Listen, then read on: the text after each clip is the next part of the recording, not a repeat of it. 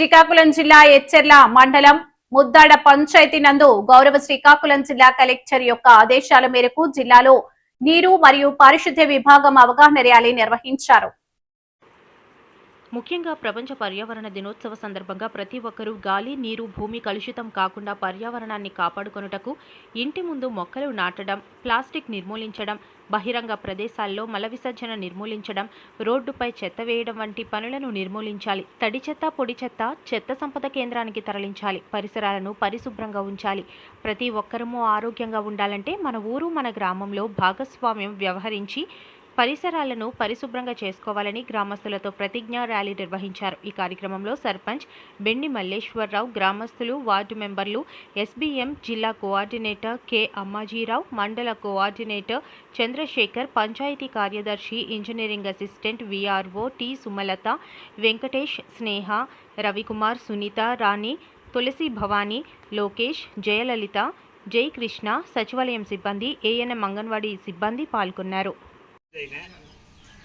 మనస్ఫూర్తిగా, సమస్ఫూర్తిగా, అంకిత భావంతో భాగస్వామ్యంగా ప్రతి ఒక్కరూ ఒక కార్యక్రమం ముందుకు తీసుకెళ్తే ఆ గ్రామం కానీ ఆ ఇల్లు కానీ కొన్ని వ్యక్తిగతంగా మీ ఇంటి దగ్గర చెత్త అనేటటువంటిది మీరు తీసుకుంటే ప్రతి ఒక్కరి ఇంటి దగ్గర అదే విధంగా తీసుకుంటే మనకి ఈ యొక్క క్లాప్ చిత్రాలు కానీ ఒక సచివాలయం సిబ్బంది చెప్పడం కానీ లేకపోతే ఒక ప్రభుత్వాలు చెప్పడం కానీ మనకు అవసరం లేదు.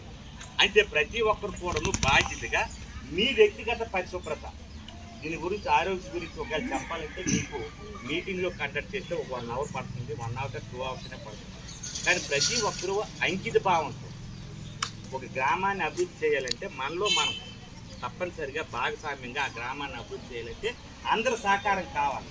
అందరికీ ఒక రకమైన అనుకూలమైనటువంటి ఆలోచన రావాలి.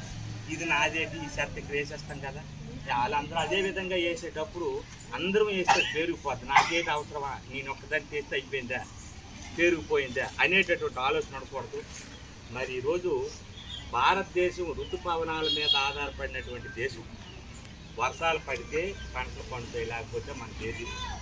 అటువంటి వర్షాలు పడాలి అనిపించుకునేటప్పుడు కంపల్సరిగా ప్రతి ఒక్కరూ బాధ్యతగా ఒక మొక్క నాటడం, మన స్నేహితుల చేత ఒక మొక్క నాటించడం, మన తల్లిదండ్రుల పేరు ఒక మొక్క నాటించడం, దాన్ని పెంపొందించి ఒక వృక్షంగా సాక్షి చెప్పించుకునేటటువంటి బాధ్యత పెంపొందించాలనేటటువంటి తపన ప్రతి ఒక్కరికి ఉండాలి. ఏదో మొక్క నాటానో అది కానీ ఫస్ట్ కాదు. గవర్నమెంట్ ఈరోజు కార్యక్రమంలో ప్రతి రోడ్డు ఇరువైపు కొన్ని వేలు మొక్కలు, లక్షల మొక్కలు ఇచ్చారు రాష్ట్రంలో, దేశంలో. ఒక్క మొక్క కూడా ఎక్కడ లేదు. దానికి గుడిసిడి జరిగింది కానీ దాన్ని పెంపొందించడం, పోషించడం అనేటటువంటి బాధ్యత ఎవరికీ లేదు. అటువంటిది వృధాగా ఖర్చు పెట్టి దాన్ని మనం గురువు కంటే ప్రతి ఒక్కరం కూడా గాలి, నీరు, భూమి, పర్యావరణం కాపాడుకోవాలంటే తప్పనిసరిగా మనం బాధ్యతగా మనం మొక్కలు పెంచడం, ప్లాస్టిక్ వాడకుండా ఉండడం, బహిరంగ మల విసర్జన చేయకుండా ఉండడం, మరి గ్రామంలో చెత్త చెదారం అనేటటువంటిది లేకుండా చేయడం, మనం తెచ్చేటటువంటి ఘన ద్రవ వ్యర్థ పదార్థాలు తప్పనిసరిగా ఇంటి దగ్గర వేరు చేసి ఆ క్లాప్ మిత్రకు అందించి ఆ చెత్త దగ్గర తప్పనిసరిగా ఒక ఉత్పత్తి అనేటటువంటి కార్యక్రమం చేయించే బాధ్యత ప్రతి ఒక్క పౌరుడికి, మహిళలకి, పురుషుడికి ఉంది.